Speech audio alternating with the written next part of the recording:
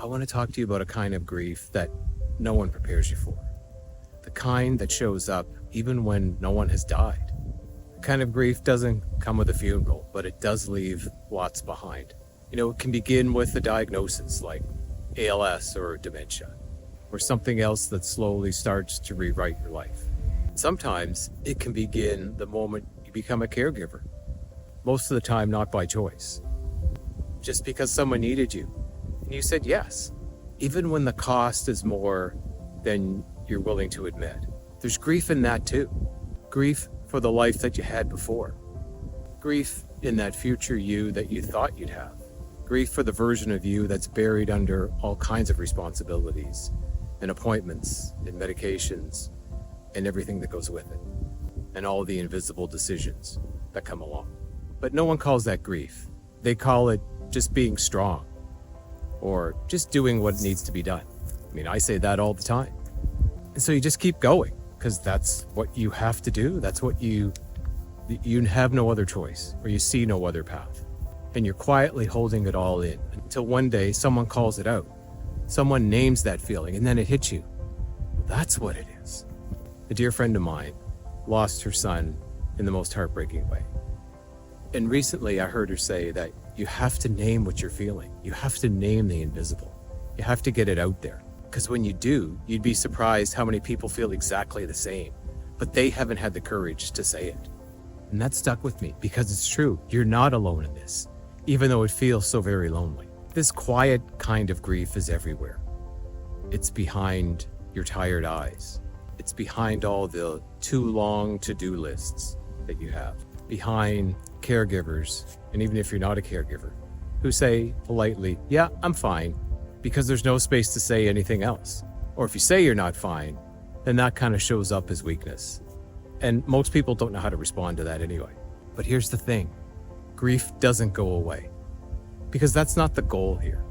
What changes is our relationship with it, because it can soften over time and it can weave into your story. And then it can make room for other things, better things like joy and laughter. And the biggest thing is hope. But it stays. Grief does stay. And the other thing Leslie told me is that you have to let life back in between the cracks and the crevices. That's so important because that's the other side of it. That's the other side of caregiving. It's not the end of grief. What it is the beginning of connection. And connection is power, and connection is strength. And it might start small, like putting words to what's been trapped inside your head, or writing down what's been spinning around in your mind for months. That's what I keep harping on all the time. You have to write it down. And I don't mean write it on your phone, make a list on your phone, or write it in an app. I mean on paper, so you can see it clearly, and you can start carrying it differently, so it doesn't isolate you. You can't do that on a notepad on your phone. Because here's the thing, when things stay in your head, those things become yours and yours alone.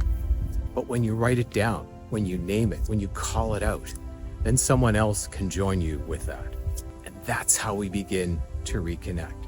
That's where the power happens. That's where life starts to creep back in and push aside that grief. That's how we begin to reconnect with ourselves and with others, and to the possibility that we might be able to feel whole again. So maybe just start here. Name one thing that you've been carrying. Put it down in the comments. Make it visible. Say it out loud, or just write it down on paper that's beside you. Tell someone, because you don't have to hold it all in yourself. And if you're not ready to share it yet, that's okay too. Just take one small step toward caring for the person who's carrying it all, and that's you. And I put a link down in the pinned comment that's under this video to get our free No BS self-care guide. That's a place you can start. That's a place you can start on your own if you don't want to write it down and share it with the world. Just remember, you're not alone. If you say it out loud, you'd be surprised how many people are feeling exactly the way you're feeling. Because there is another side to this. There is another side to caregiving. And sometimes all it takes is just a little bit of light to be let back in for you to start seeing it. I hope you have a great rest of your day.